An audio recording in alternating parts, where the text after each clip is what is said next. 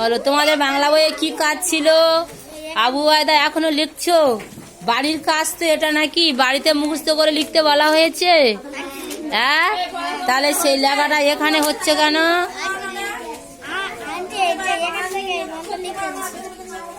দিয়েছে ঠিক আছে, এটা বাড়িতে তো না, এখানে লিখতে বলা হয়েছে। এখানে বাড়ির কাজগুলো কই? লেখা করেছো? প্রশ্ন কি ছিল?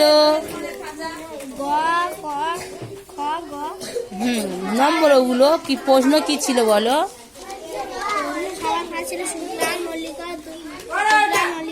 কি এটা প্রশ্নটা কি বলতে হবে তো? নিচের বাম দিকের সঙ্গে ডান দিকের মিল করতে বলা হয়েছে, তাই তো? বাম দিকে কি হয়েছে? যে শুক্লা আর মল্লিকা।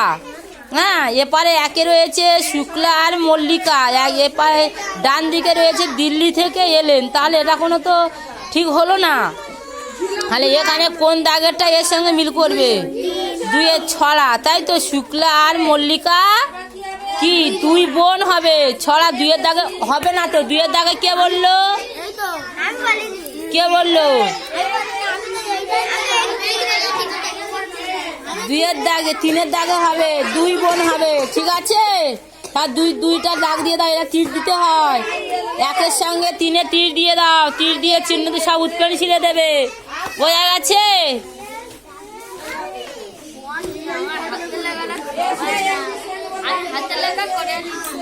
হাতে লেখা করেছো, ঠিক আছে, আমি দেখবো কেমন ভাবে করেছো। দেখো, গয়ের দাগে যে নিচের বাম দিকের সঙ্গে ডান দিকে মিল করতে যেটা বলা হয়েছে, ঠিক আছে? ডানের 1 নম্বরে প্রশ্ন ছিল শুক্লা আর মল্লিকা, ডান দিকের থেকে কোনটা উত্তর হবে? 1-এর দাগে রয়েছে দিল্লি থেকে এলেন, ছড়া, 2-এর দাগে ছড়া, 3-এর দাগে দুই বোন, 4-এর দাগে লিখতে হয়, কোনটা হবে? দুই বোন।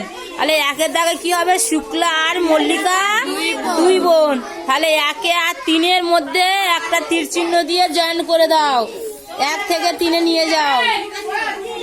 করেছো? রাখো, প্রত্যেকের বলছি সেইভাবে সেরে নাও। এই কোনটা বলছি, তুমি কোনটা করছো?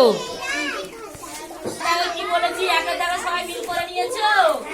2-এর দাগে দেখো পল্লব বাবু 2-এর দাগে পল্লব বাবু প্রশ্ন রয়েছে, তাই তো? বাম দিকে রয়েছে, ডান দিকের সঙ্গে মিল করতে হবে। এপারে 2-এর দাগে কি রয়েছে? ছড়া। 3-এর দাগে রয়েছে দুই বোন, 4-এর দাগে রয়েছে লিখতে হয়। খালি পল্লব বাবু আর 1-এর দাগেরটা হবে, তাই তো? পল্লব বাবু দিল্লি থেকে এলেন, তাহলে 2-এর দাগের সঙ্গে 1-এর দাগেরটা জয়েন করে দাও, চিহ্ন দিয়ে মিল করো। সবাই করেছো? 2 থেকে 1-এ কই হলোটা কোথায়?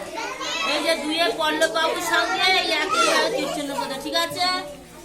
তারপরে দেখো 3-এর দাগের স্লেটের উপর কি হয়? লিখতে হয়। তীর চিহ্ন দাও, ঠিক আছে? সঠিক না, তীর চিহ্ন দিতে হবে, বুঝেছো? 4-এর দাগে রয়েছে শ্লোক মানে কি? শ্লোক মানে ছড়া। তাহলে 4-এর দাগে আর এখানে উত্তরটা হবে 2-এরটা, তাই তো? তীর চিহ্ন দাও, দিয়েছো? তারপরে বাম দিক আর ডান দিকটা দেখো। প্রথমে রয়েছে চক দিয়ে লিখি, তাহলে ডান দিকে 4-এরটা উত্তর হবে, তাই তো? 4-এর হবে, কোথায় দিয়েছে? 4 এইটা 1 হাঁড়ি রসগোল্লা। তাহলে 2 থেকে 3-এ তীর চিহ্ন দেবে। পাশের ডোবা থেকে এক প্রবীণ ব্যাংক আন্টি কি বলছে শোনো, সোজা হয়ে বসে একদম। কি বলেছিল তুমি? দেখো আন্টি একটু কাজ করে দেখে বসে আমার সামনে দিকে, আন্টি দিকে তাকিয়ে বসো। দেখো এবারে প্রত্যেকে গয়ের দাগে সব ঠিকঠাক গুলো দিয়ে দিয়েছে তো? তীর চিহ্ন দিয়ে দিয়েছে ভ্রমণ। এবার দেখো আর একটা প্রশ্ন দেখো, নিচের শব্দগুলিকে লফলা পরিণত করতে করে পাশে লিখতে বলা হয়েছে, তাই তো? এখানে পয় আকার লয় আকার কি হয়? কোনো হ্যাঁ, ওটা মানে যেমন আছে কোনো শব্দ বোঝাচ্ছে না, তাহলে ওটা কি করতে হবে? পয় আকার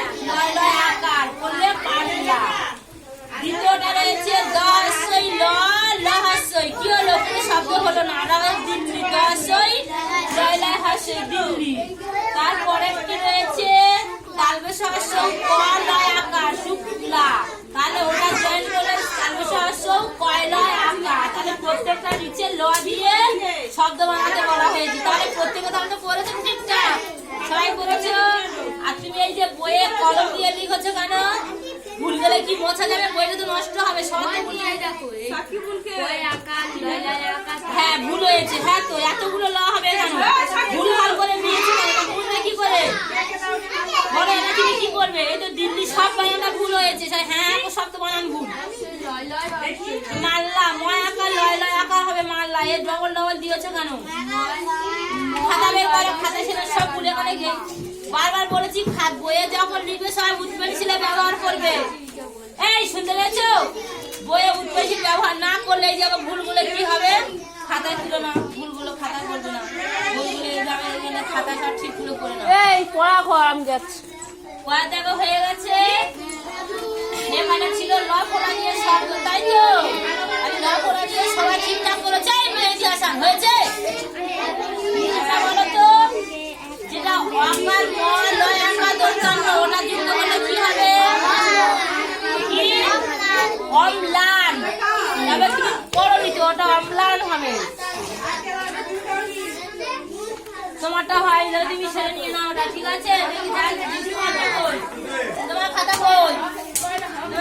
তোমার খাতা বড়টা কি বাক্য আছে না বিপরীত অর্থ লিখতে বলা হয়েছে তো। সুনাম, সুনামের বিপরীত কি হবে? তা দিয়ে বাক্য আছে না